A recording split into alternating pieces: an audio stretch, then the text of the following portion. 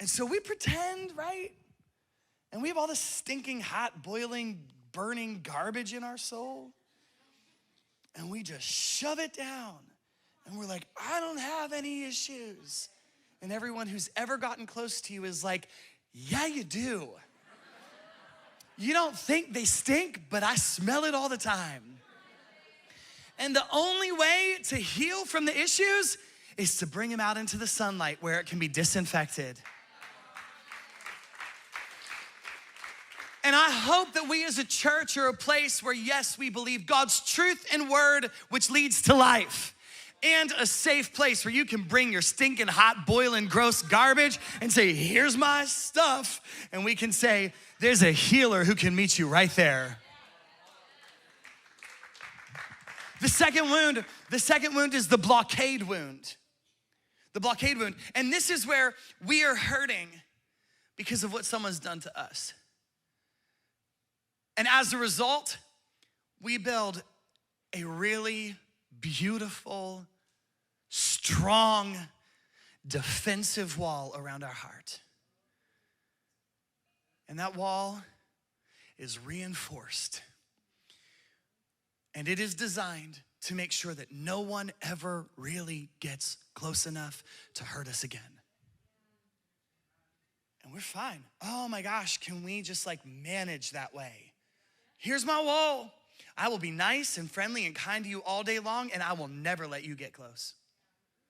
Do you know why? Because I don't trust what you're gonna do if I let you behind the wall. Do you know why? Because I've been hurt. I'm gonna let you do that again.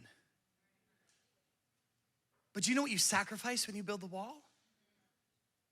You sacrifice your ability to have intimacy. Because if you don't ever let someone behind the wall, you can't ever really be loved.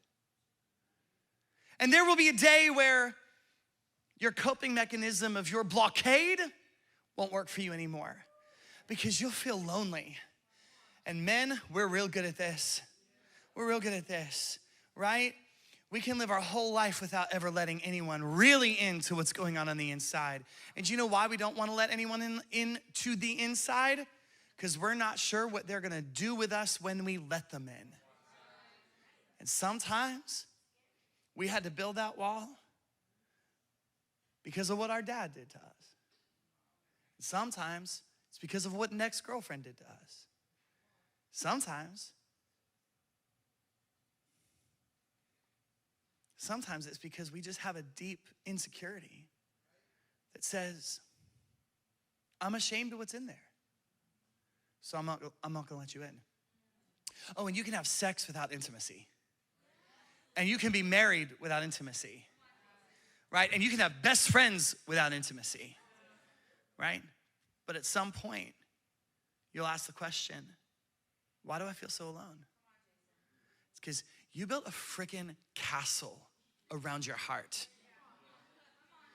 The third wound is the fear wound.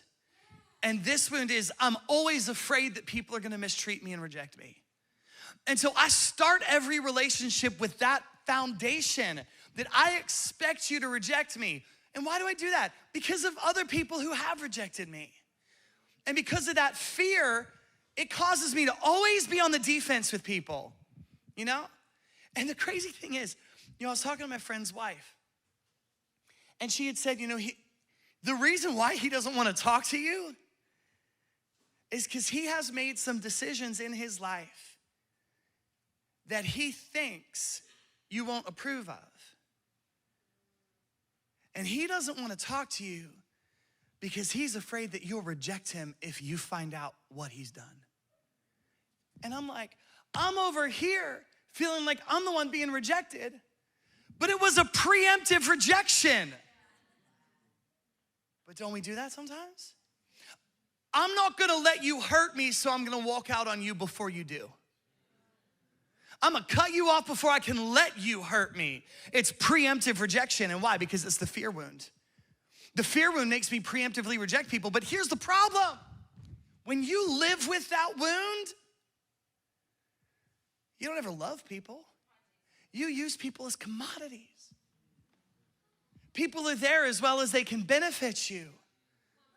But they're not real relationships because you can't have a real relationship with someone who you believe is plotting to reject you. You'll always be on the defense. It's the wound. And because of what's happened to us in life, we live with these wounds, and it makes relationships real complicated. John Eldridge, in his book, Fathered by God, which every man ought to read.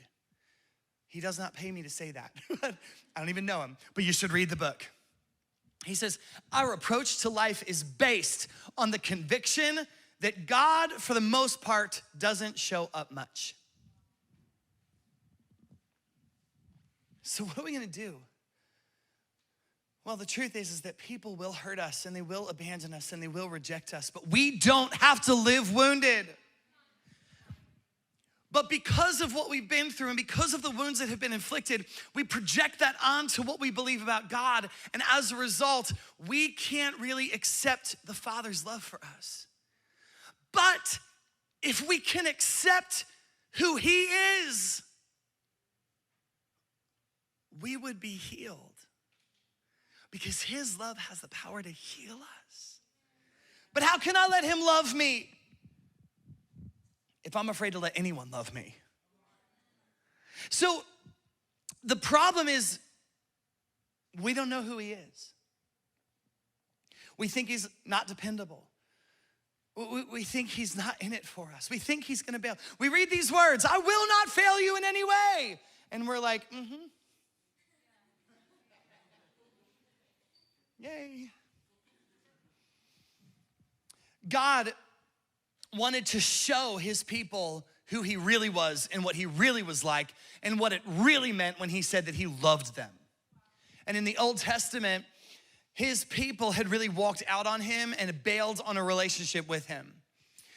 And God wanted to demonstrate for them in a real living example what it was like to be loved by the Father. And so He taps the shoulder of a man who was faithful to Him, a man who was a prophet.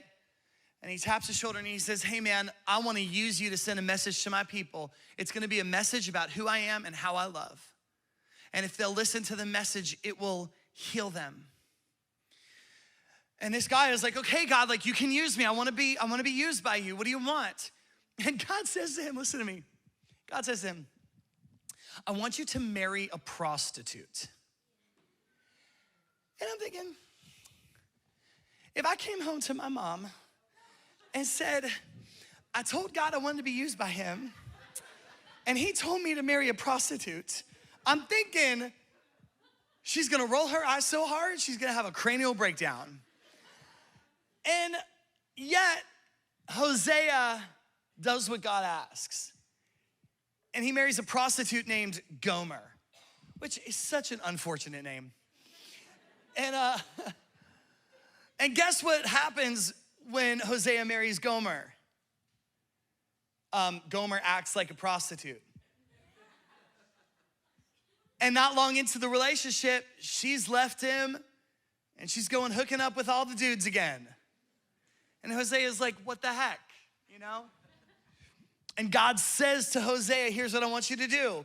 I want you to go find Gomer, love her again, and bring her back home. Because you are demonstrating what my love is like. And in Hosea chapter 2, God explains the point behind Hosea and Gomer's relationship. And God is talking to His people and saying, here's who I am, and here's how I feel about you. And if you really understood this, it would heal you. And God says, Hosea chapter 2, verse 14, to His people, which now is us, He says, therefore, I am now going to allure her. Do you know what that word means? I'm gonna go pursue her. I'm gonna go romance her. I'm gonna go after her to cause her to fall back in love with me. And what's the context here? The context is that He's going to allure someone who's been deeply unfaithful.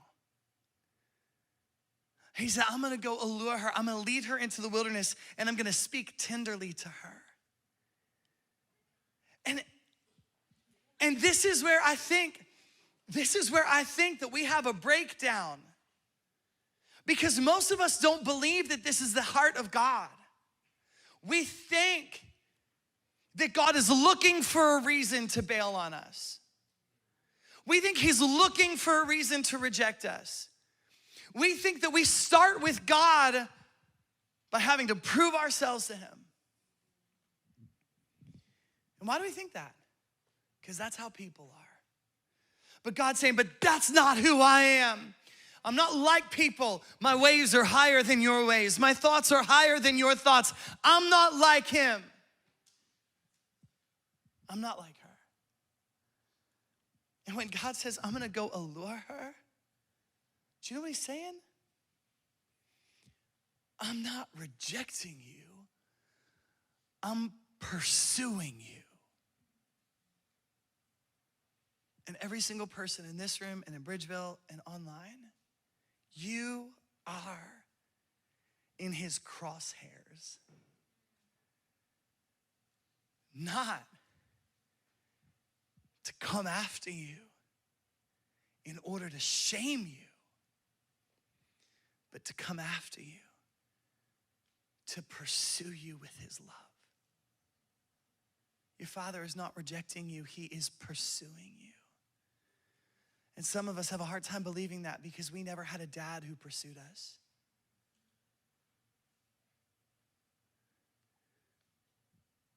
But you all have a Father today who is pursuing